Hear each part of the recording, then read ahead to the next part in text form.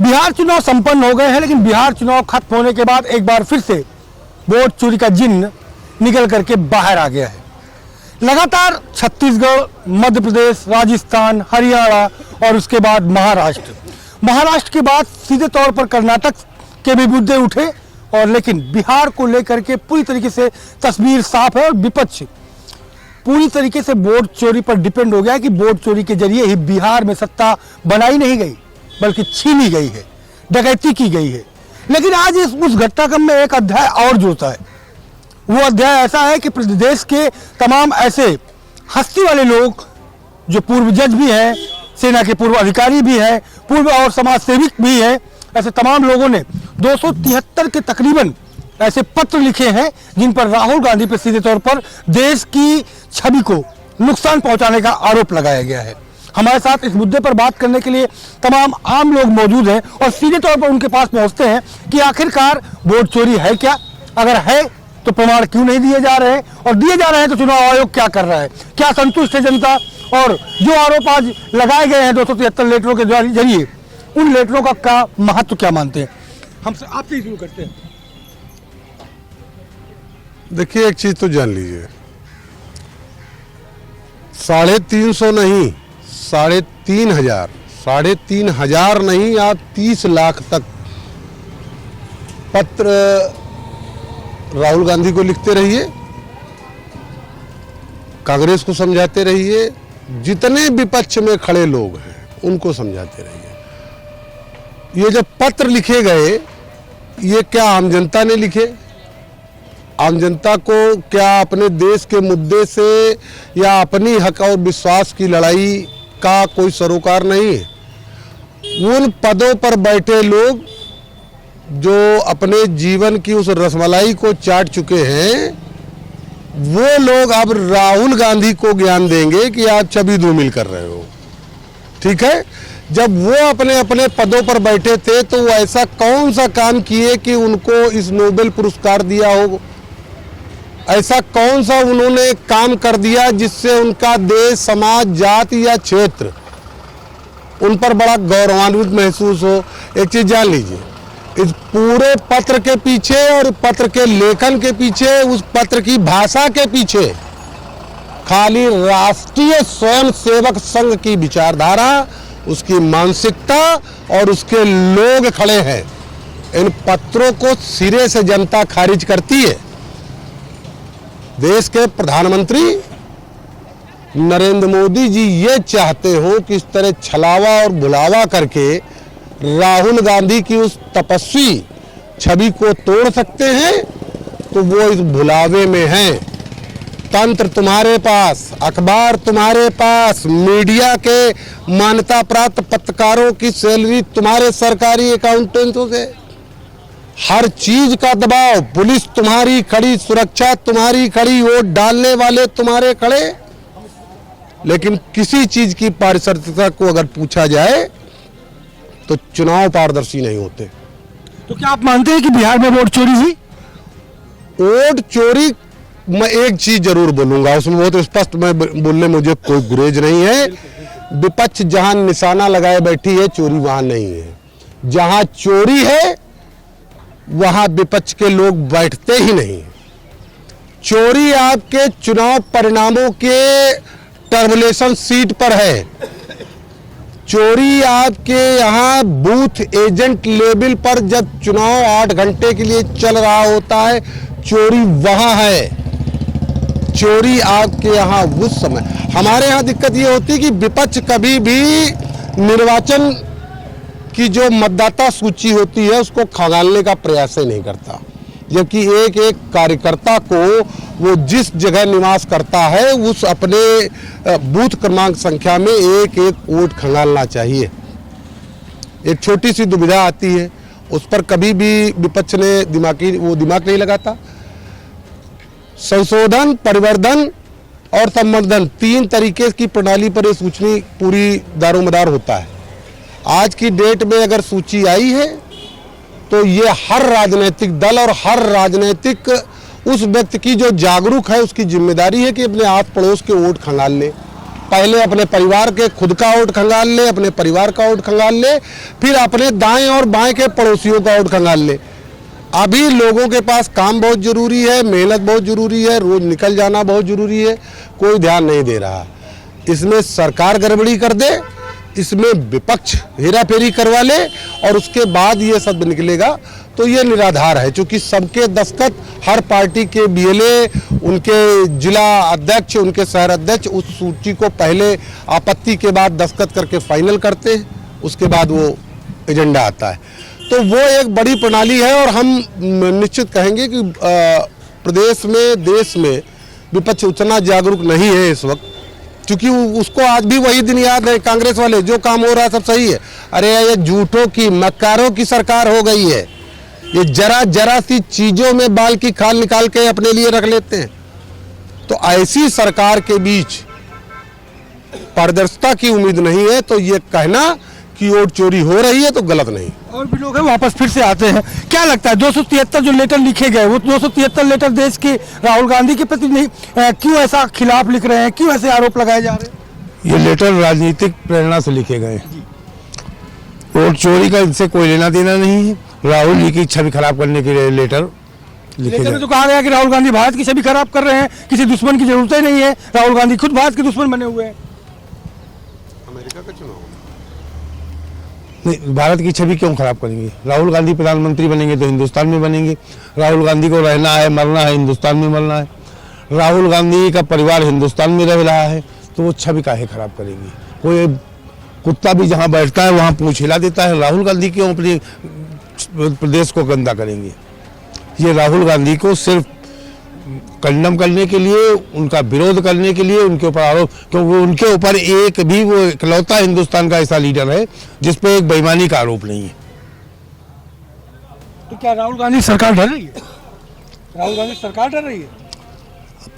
कोई भी चोर होता है कि किसी भी छोटे से उससे डरता है, राहुल गांधी तो बड़ी चीज है। चोर तो एक चौकीदार से डरता है, जो गांव में एक चौकीदार डंडा लेके चलता है, चोर उससे भी डरता है। और ये पूरी तरह से राहुल गांधी की छवि को खराब करने का काम कर रही है। इसके पीछे का संघ है, पूरी तरह से संघ है। राहुल गांधी आज तक एक भी बात झूठ साबित हुई है तो बता दीजिए।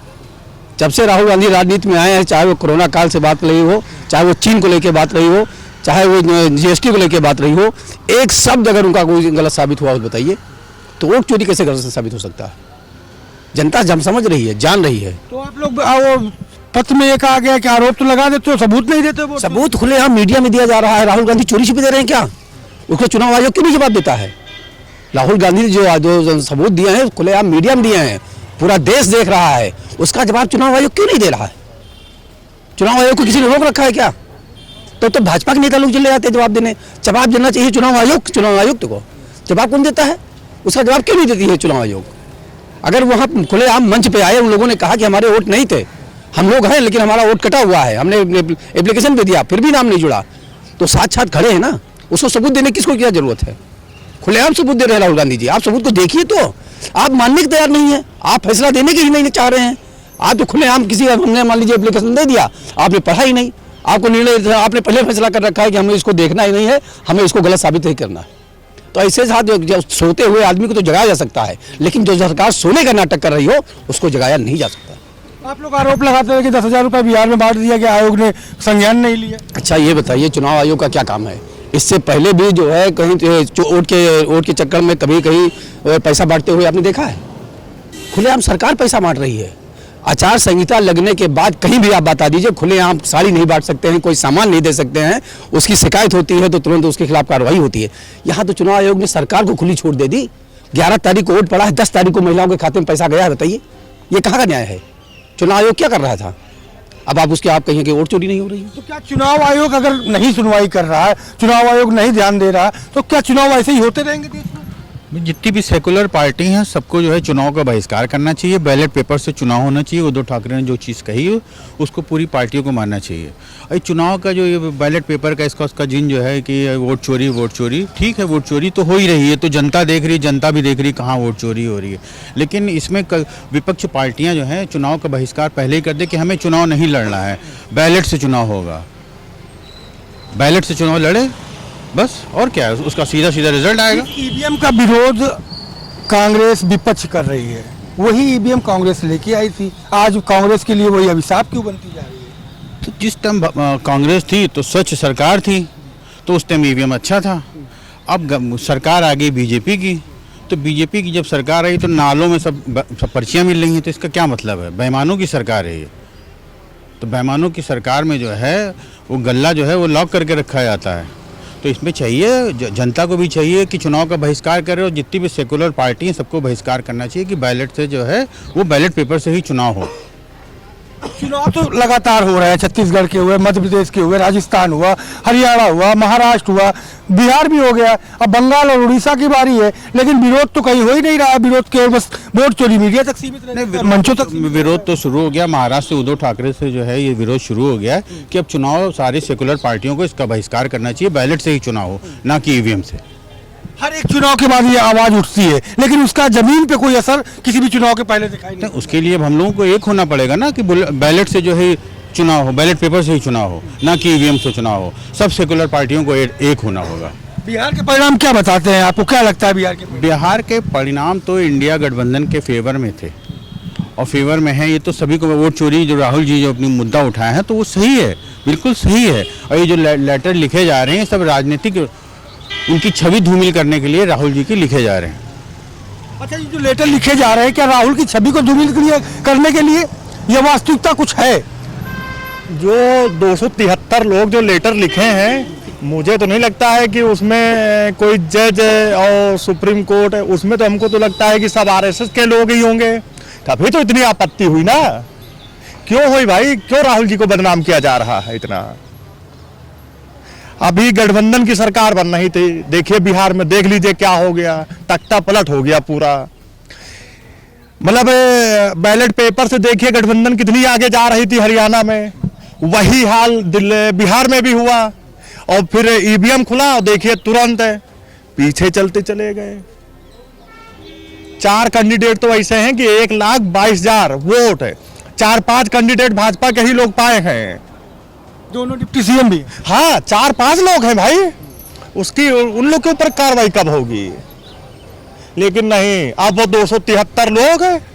हिंदुस्तान में 140 करोड़ की आबादी है, सबसे ज्यादा जनता को तकलीफ है इस समय। मोदी से और योगी से और अमित शाह जो तरीपार हैं, उनसे ज्यादा तकलीफ है जनता को। और पता नहीं 273 लोग को ही केवल मेरे नेता राहुल जी से ही तकलीफ है। इसका विरोध होगा बहुत है। क्या योजना बनाई है आप लोगों ने? वो आपको क्यों बताएं हम लोग? भाजपा वाले तो नहीं बताते हैं हम लोग को कि क्या, आप लोग को बताते हैं क्या कोई योजना? नहीं 10,000 रुपया बांटा गया, आप लोग को बताया गया? इलेक्शन क्यों बंटने दिया आप लोगों ने? कैसे बंट गया? आपका भी विरोध होगा? आप लोग मीडिया चौथे पिलर है ना, आप लोग ने क्यों नहीं विरोध किया? न्यूज 24 के राजीव रंजन ने खुलेआम बोला कि निर्वाचन आयोग क्या कर रहे हैं भाई, 10,000 लोग को 15 लाख खाते में महिलाओं के चले गया। क्यों चला गया भाई? अंधा बहिरा हो गया क्या? पहले कांग्रेस की सरकार में गांधी जी के 3 बंदर थे, वही हाल है इन लोग के ऊपर। अरे हाँ, अच्छा याद दिलाया। वहाँ योगी जी गए थे तो उन्होंने कहा था पप्पू चप्पू टप्पू, तेजस्वी राहुल और जो है अखिलेश को उन्होंने कह दिया। अरे ये तो अप्पू गप्पू चप्पू, ये 3 तो सूट इन्हीं के ऊपर करता है, अमित शाह, मोदी, योगी जी। भाई इन लोग देखिए, इन लोग शादीशुदा तो है नहीं, इनसे कोई मतलब है नहीं। महंगाई आप 500 पार कर दीजिए, कुछ अनभक्त लोग कहते हैं कि 500 रुपया पार कर दीजिए चावल, 500 रुपया लीटर तेल कर दीजिए। मुझे तो नहीं लगता है कि आप लोग भी 500 रुपया लीटर तेल खरीद पाएंगे। पेट्रोल कभी नहीं होगा भाई मेरे, कभी हो ही नहीं सकता है। ये सब चीज है, ये सब केवल भटकाया जा रहा है। और राहुल जी की क्रेज आज की तारीख में भाजपा से ज्यादा कोई भी नेता मान लीजिए आप, जैसे मीडिया कहती दिन रात मीडिया चिल्लाती मोदी जी मोदी जी, मोदी से 10 गुना ज्यादा इनकी मतलब हैसियत है मेरे राहुल जी की, हर चीज में देख लीजिए। बस ये है कि मीडिया दिखाती नहीं है। मीडिया क्या दिखाती है? अपने मालिकों का चेहरा दिखाते हैं केवल, बस है। और ये आप भी जानते हैं, मैं भी जानता हूं। 2 साल का लौंडा भी अब जानने लगा है कॉपी किताब देख लीजिए कितनी महंगाई हो गई, सरकारी स्कूल देख लीजिए सब जगह बंद हो रहे हैं, लेकिन कहीं कुछ नहीं। केवल क्या है, हिंदू मुस्लिम दिन रात चल रहा है इस समय यहाँ पर है। तो इसका रास्ता क्या है आखिरकार? कब तक ये चलेगा हिंदू मुस्लिम और कब तक ये चलेगी वोट चोरी? इसका अंतिम रास्ता क्या है जिससे कि न्यायिक तौर पर मतदान हो सके? पब्लिक को सड़क पे उतरना पड़ेगा, और जब तक पब्लिक सड़क पर नहीं उतरती है, अब ये कहते नहीं है, जब चोर उचक्के और लुटेरे जब आ जाते हैं तो वो बातों से ही लातों से ही मानते हैं, तो इन्हें लातों की ज़रूरत है, बिना लातों के कुछ नहीं होगा। और इसमें एक चीज़ कहूँगा कि इसमें मीडिया की भी बहुत गलती है। आप मीडिया का पर्सन है, सारी मीडिया की गलती है। मीडिया इसको क्यों मुख्य रूप से नहीं विरोध करती है, सवाल क्यों नहीं पूछती है? राहुल जी ने 273 लोगों ने राहुल जी के खिलाफ कर दिया है। अब 273 लोग ऐसे होंगे जिनके पास आय से अधिक संपत्ति होगी, किसी के लड़का किसी मुकदमे में फंसा होगा तो उनको दबा के कहीं नहीं तो उनके लड़के को जेल भेज देंगे। अच्छा, मीडिया बंगाल में ममता जी जमीन पे उतरी कि हम SIR नहीं होने देंगे, मीडिया ने दिखाया। अखिलेश ने ट्वीट किया कि हम SIR यूपी में नहीं होने देंगे, मीडिया ने दिखाया। अच्छा ये बताओ कि आप लोग सड़क पे कितना उतरे विरोध करने के लिए कि मीडिया ने नहीं दिखाया? अरे सड़क पे उतरना, कब उतरे भाई बताइए? सड़क पे हमेशा उतरते हैं कांग्रेस। हमारे राहुल गांधी सड़क पे उतरते हैं। ये जो वो तो जन आंदोलन लेके चले थे। आप बताइए कि वोट चोरी के लिए सड़क पे प्रदर्शन आपने एक बार कब किया? हो तो रही रैली स्टार्ट तो हो रही है। मैं इसका जवाब ये दे रहा हूँ। क्या पूछा आपने? मैंने ये पूछा कि मीडिया के ऊपर आरोप आप लोग लगा रहे हैं। ममता बनर्जी सड़क पे उतरी, मीडिया ने दिखाया। अखिलेश ने ट्वीट किया SIR नहीं होने देंगे यूपी में, बिहार की पुनरावृत्ति नहीं होने देंगे, दिखाया गया। जमीन पे जनता कब उतरेगी? कितने बार उतरेगी? ये बताइए, जब हाउस अरेस्ट हो जाते हैं सब 2-3 दिन पहले ही गवर्नमेंट वहां की सरकार तुरंत हाउस अरेस्ट कर देती है, तो कहां से निकलेगा कोई नेता निकलेगा तभी तो जनता निकलेगी ना। जो नेता नगरी करता है वो जनता के बीच निकल लेता है। हाउस अरेस्ट तो मनगढ़ंत कहानी है, अब इसके बारे में तो ना बताओ। ये फिर 20 नेताओं की चड्डी उतार लूंगा इसी चौराहे। पत्रकार 20 नेताओं की चड्डी उतारना। मैं बता रहा हूँ, नहीं रुको, आप लोग पत्रकार हैं, आम छील के खाते हैं कि काट के खाते? वो अलग थे, ये अलग है ना, वो अलग थे, ये अलग है। आप ही लोग कहीं एक वो है ना, मीडिया आप ही लोग है ना, हम लोग तो है नहीं। हाउस अरेस्ट तुरंत, अभी जैसे हम लोग कल कोई कार्यक्रम करेंगे अभी, और दूसरी बात अभी प्रेस में हम लोग ना अभी बताए हम लोग, तो एक और दिक्कत है, क्यों नहीं बताया गया मीडिया को, है ना? मीडिया के जरिए से ही सब अधिकारियों को पता चल जाता है कि आज यहाँ ये होने वाला है, 10,000 आदमी आने वाले हैं, उससे दुगने तो यहाँ गवर्नमेंट की फोर्स आ जाती है, और उससे ज्यादा RSS के, उससे ज्यादा तो भाजपा के अंधभक्त लोग आ जाते हैं यहाँ पर। बिकाऊ सवाल ये था कि आखिरकार SIR के खिलाफ या फिर जो वोट चोरी के खिलाफ जमीन पे पब्लिक कब उतारेंगे आप लोग, ये बताइए। पब्लिक हम उतारेंगे। क्यों? एक मिनट, नेता नहीं तो नेता बन रहे हो, ऊपर से कह रहे हो हम नहीं उतारेंगे, तो हम उतारेंगे। नहीं सुनिए, घर से लेके नहीं क्यों? आप लोग मुखर बनेंगे ना, आप लोग नहीं बताएंगे कि ये सरकार गलत काम कर रही है, इसने वोट चोरी की है। सुना तो हम दिखा तो रहे हैं, बता तो रहे। नहीं, हमारे तो जननायक ने दिसंबर में रैली ठान दी है दिल्ली में। दिल्ली से स्टार्ट होगा और पूरे देश में अभियान होगा, और देख लीजिएगा इसी लखनऊ में, और आप ही कवर करोगे बहुत जल्द ही। हम लोग तो 5 स्टेट हारने के बाद अब रैली करने जा रहे हो भाई। अभी ये स्टेट तो हम जीत रहे थे ना, हमें लगा था वोट चोरी को लेके, लेकिन उन्होंने अंधा का पट्टी भी उतार दी ना अब तो कानून के उससे। अब तो देख ही नहीं पा रहा, क्या मतलब आंखें हैं खुली हैं लेकिन फिर भी नहीं देख पा रहा कानून, तो व्यवस्था। अनंत सिंह सुनिए, अनंत सिंह को अभी भरे चुनाव में पुलिस अरेस्ट करके ले जाती है, उसके बाद छूट आता है वो छोटे सरकार, इतना दबदबा वाला, कह रहे माफिया खत्म कर दिया उन्होंने। ये क्या है? मतलब ये भाई वोट चोरी है और उनके कर रहे हैं लोग वोट चोरी। मैं ये आपने कहा जनता 69,000 की जो भर्ती आई तो शिक्षा मित्र के कितने बेचारे स्टूडेंट मंत्रियों के घर गए, वो जनता नहीं थी क्या? वो नेता थे क्या? हाई कोर्ट ने मतलब बोला भी, घोटाला हुआ, बोला कितने मतलब स्टूडेंट वो बेचारे शिक्षा मित्र वाले विपक्ष के नेताओं को उनके साथ खड़े होकर के लामबंद होकर के लखनऊ जाम कर देना चाहिए था, किसी ने किया क्या? आप लोग सपोर्ट दीजिए, कल ही देखिए पूरी तरीके से अभी ऐलान मीडिया अभी ऐलान कर दीजिए कल मुख्यमंत्री आवास घेराव करेंगे, हम चलेंगे। कितना आप ऐलान कर दो, मुख्यमंत्री का आवास घेराव करोगे, हम चलेंगे। अरे करते हैं एक लोग से होने से थोड़ी ना आपके घर तो बुलडोजर पहुंच जाएगा। फिर हम 100 सोशल मीडिया के साथियों के साथ चलेंगे। आपके जगह अंजना कश्यप, चित्रा त्रिपाठी जैसे अंजना ओम कश्यप के ऊपर डिपेंड रहोगे तो मैं नहीं कुछ कह सकता। पत्रकार है, नेता, विपक्ष के नेता राहुल जी एक ही है क्या? अखिलेश जी नहीं है क्या? अखिलेश जी भी है, तेजस्वी भी है ना। मीडिया में क्या केवल एक ही लोग हैं क्या? मीडिया की भी तो पूरी एक वो है ना। जैसे विपक्ष में 20-25 पार्टी हैं, उसी तरह मीडिया में भी बहुत पत्रकार हैं। तो विपक्ष में जब तमाम पार्टियां तो वैसे सब कोई थोड़ा बन जाएगा, अंजना ओम का सब कोई बन जाएगा। क्या बात तो भाई साहब, आपकी तरह भी कोई नहीं बन पाएगा। विपक्ष में आप जवाब दे रहे। विपक्ष में ओवैसी भी लोग जानते हैं, विपक्ष में ओवैसी भी तो है। ओवैसी छुआ दिया सीमांचल में। चित्रा त्रिपाठी जैसे लोग कहती हैं कि मैं शादीशुदा, मैं घर पे हूँ, बाहर सिंगल हूँ। इससे मैसेज उनका निजी मामला है, हम उस पर हम हस्तक्षेप नहीं करते। अंतिम सवाल ले लेते हैं, कब जनता उतरेगी मार्केट में, कब ये बंद होगा? नहीं, कब जनता उतरेगी, कब ये बंद होगा, उससे पहले मैं आपसे ये कहना चाहूँगा, जिस बात पे आपने प्रश्न शुरू किया था कि वोट चोरी, सच है ये कि वोट चोरी का मुद्दा उठाया जा रहा है, हमारे नेता इस बात को कह रहे हैं। लेकिन कुछ भी कहने से पहले किसी भी आदमी को, वो चाहे सत्ता पक्ष हो चाहे विपक्ष हो, जब किसी पे उंगली उठाई जाती है ना भैया, तो 3 उंगलियां अपनी तरफ होती हैं।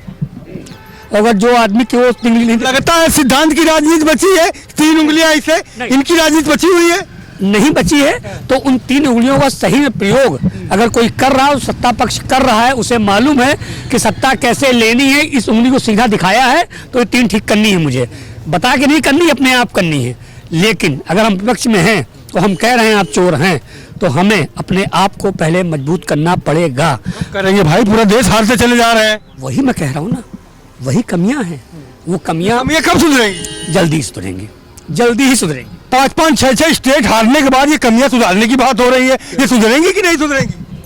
सुधार आपको बताएं, अभी 2026 में आपके 5 स्टेटों के चुनाव हैं और 5 की 5 भारतीय जनता पार्टी बनाएगी। ये सुधार है, तो बड़ा ऐलान कर दिया आपने। उसको छोड़िए, मारिए गोली, उससे बड़ा सुन लीजिए। आपका 27 में अभी जब रिजल्ट आएगा उत्तर प्रदेश का, योगी दोबारा चौथी बार फिर वो बनेंगे यहाँ मुख्यमंत्री। अब ये नहीं पूछे कि आपको कैसे पता कि ब्रह्मा उम्मा हो। वही तो मैं पूछने वाला था कि इतनी भविष्यवाणी, मतलब 26 की भी 27 की भी। जब सुनो, उनको जब सब कुछ तय खुद ही कर लेना है, वो इतने मतलब बादाराना और उस पर आमादा हो गए कि हमको चुनाव किससे लड़ना है वो पार्टी सेलेक्ट करते।